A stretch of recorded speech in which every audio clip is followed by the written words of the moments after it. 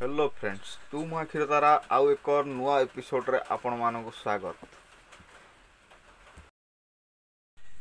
आजिर episode रे आपण माने जबरदस्त सीन देखिया को पाइबे, रोमांटिक सीन मध्य।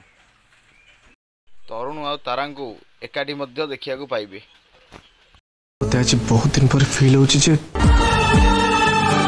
जेमती हमें पुणी थरे एकाठी हेचे। मते आज बहुत खुशी लगुची तारा लगुची जेमती मु बहुत दिन पर तुमको पाइची। तुम एते दिन हेलानी मो पाखरे थिला, हेले आज ही फील होची तुम सतरे मो पाखरे अछ।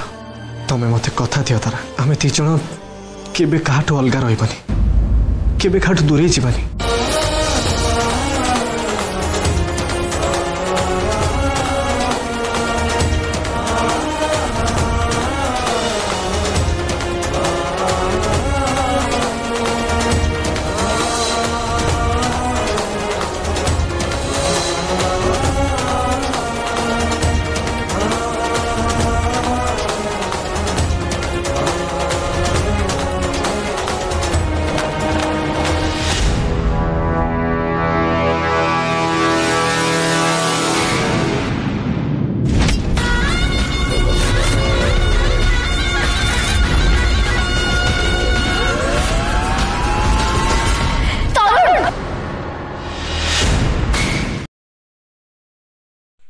तो फ्रेंड्स, कौन लगुच तरुण तारा एकाठी रे ना पुणी आग पर अलग आए?